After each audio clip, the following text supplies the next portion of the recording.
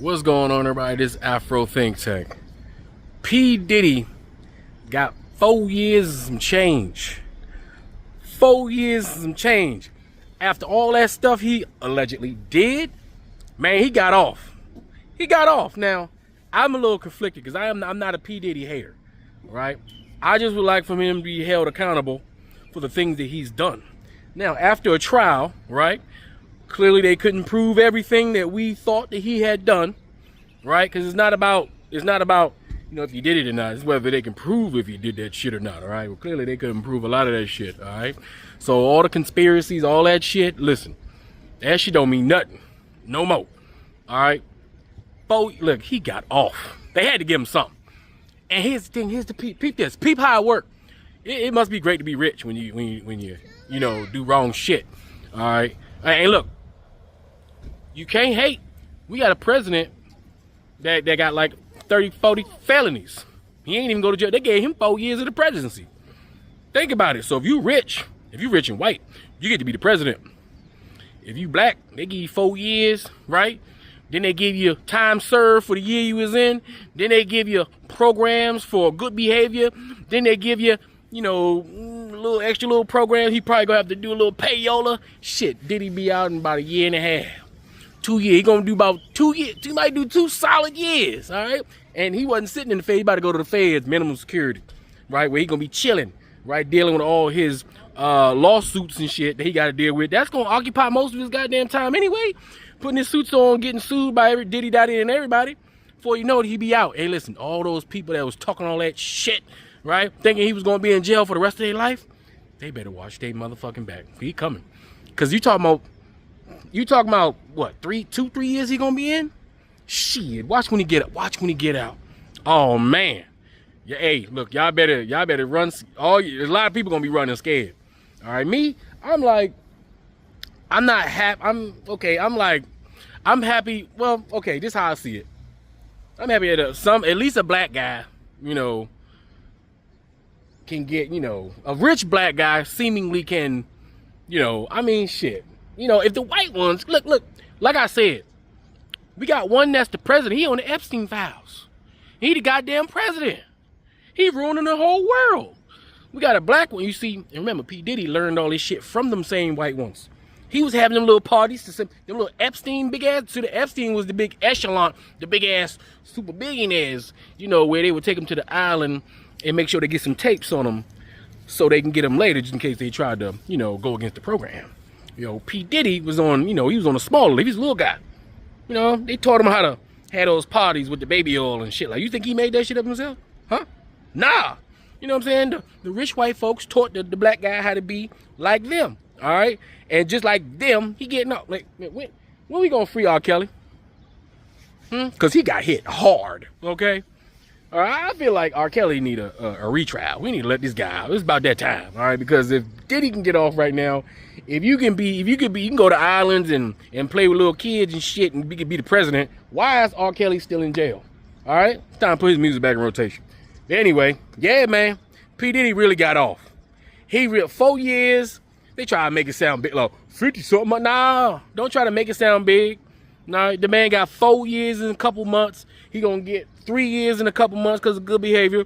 He gonna get on a few little programs we ain't never heard of. If you ain't rich, you can't be a part of. He gonna shave about 6 more months off of that. Then good behavior, he gonna shave another 6 months, maybe 8 months off of that shit. He be out in time to seek revenge upon all those talking shit and threw him under the goddamn bus while they was trying to use him as a scapegoat, thinking he wasn't coming out. God damn, this is a victory for P. Diddy. Now, I know he thought he was getting out today, but there's no way he was getting out today.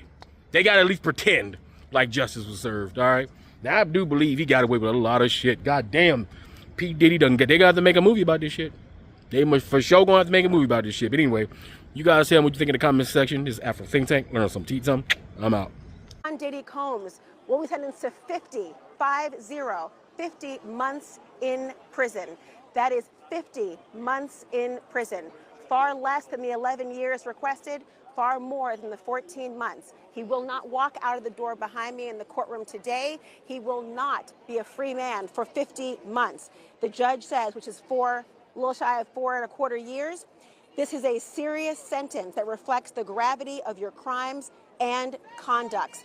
He also said this is a hard time away from your family, but also notes that Combs will have a life after prison, after 50 months. This is demonstrating to the court the gravity of the crimes and the conduct, Casey. Here you have it, 50 months for the two charges, transportation for the purpose of prostitution, the Mann Act violations. They tried very hard as the defense today, Casey, to suggest that would be a high sentence given the fact that they say, the defense says, he did not financially benefit and profit from these so-called prostitution acts. The judge rejecting that, rejecting it almost out of hand, sentencing the music mogul, convicted in July by a jury of his peers, to 50 months in prison. And Lisa France, I'd like to talk to you for a second about kind of the big picture of what this means, because as we've been covering this, we saw the judge touch on, and we saw the defense talk about what Sean Diddy Combs' contributions, positive contributions, have been to society. Obviously, during the trial, we talked quite a bit about the negative contributions that he is now being held to account for. But what is this going to mean for the millions of people who've been following this trial? What more does it say about where we are?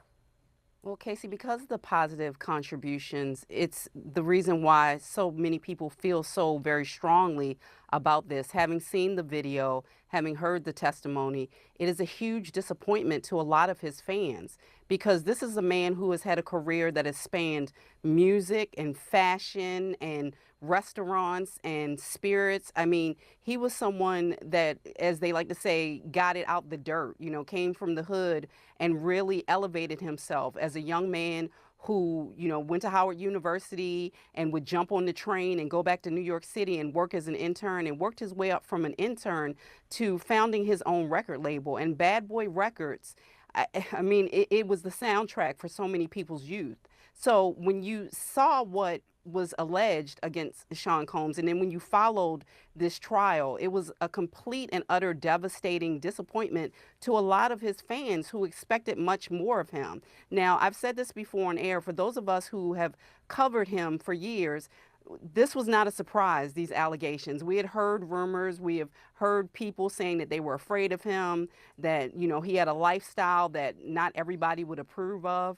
And so I think now, hearing the verdict, there are going to be some people who absolutely continue to support him. There are still people, even having seen the video, who say that, you know, Cassie Ventura was someone who, you know, participated. And but also there are people who say that it's absolutely disgusting. And I thought it was interesting that Sean Combs used that word when he was referencing the videotape. He said that it was disgusting, you know, and he appeared in his remarks to try to take ownership, to also try to sound contrite. But at the same time, you know, to Laura's point, he was very careful about not saying anything that might cause a problem when he tries to, you know, get back into court and get this revisited, you know, by appealing this. So, you know, I think that we're always going to have a split. That's always the case when you have things like this. Today is the 30th anniversary of the acquittal of O.J. Simpson. And while these are two very different cases, we're still having conversations about what it means when you have a successful, famous Black defendant in these cases. Can they really get a fair trial? You know, are people going to view them differently? Will he be able to have the type of life that he could have, you know, after he gets out? And so, you know, these conversations continue. It's very historic. And, you know, I had plenty of people hitting me up earlier today saying, you know, what's your over under? What do you think? Do you think he's going to be able to, you know, maybe just get out in a couple of months? Do you think he's going to get years? I think at the end of the day, people just, you know, some people wanted to see justice, and some people thought, much like I think Mr. Combs thought, that after he was acquitted of the more serious charges, that he was going to be walking out of that courtroom and heading back home to Miami and going back to, you know, the lifestyle in some ways that he enjoyed before. Not the dark parts that we heard about, but absolutely the fame, the fortune, and the being a celebrity. Yeah, well, and we're also just learning here that the judge imposed the maximum $500,000 fine against Combs here. And Laura Coates, can you help us understand from a legal point of view? Obviously, there will be a process that continues on here? Assume there will be an appeal. I mean, how much of more time do we expect based on the sentence that he'll spend in prison? He has been serving some time in the jail, not a federal prison. It's a holding over location in anticipation of trial and, of course, of sentencing, which means that the time he has served under the auspices, of course, of the Bureau of Prisons will be applied to the sentence he has. He also can have the benefit of some sorts of federal programming for somebody who is having their first official sentence, and good time served, et cetera, good behavior, participation, in a number of programs geared at going against recidivism, a fancy legal way of saying you're not to do crimes again. That will all be factored into his overall sentence. But they talked about the resources that are going to have been available to him. That's why he has that penalty of $500,000. We're talking about a man with an empire that was worth more, $500 million or more. That's a very important point, because had they convicted him on RICO, the government's hands come out. They want the money that could be associated with anything to do with a crime related to an enterprise. That went away, but he still now has this fine, and he still has civil suits to contend with. Those do not go away. They are not paused while he is in a federal prison, and they also have a lower standard than the criminal court. Remember, the criminal court, beyond a reasonable doubt. A civil suit, the preponderance of evidence, meaning more likely than not. Referencing the OJ trial that my colleague Lisa mentioned, remember that was a case, there was an acquittal at the criminal level.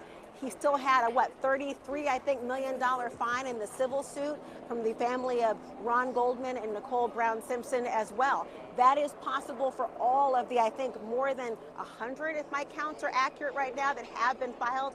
Not sure how many are still in existence here, but I will say the judge also referencing not only Cassie Ventura, but also the pseudonymed victim Jane, who testified. Remember, those two women were the subject of the people listed in those prostitution-related charges. The judge said Miss Ventura and Jane, speaking to them, they were not in the courtroom. You've been through abuse and trauma that most of us cannot imagine, and thanked them for coming forward.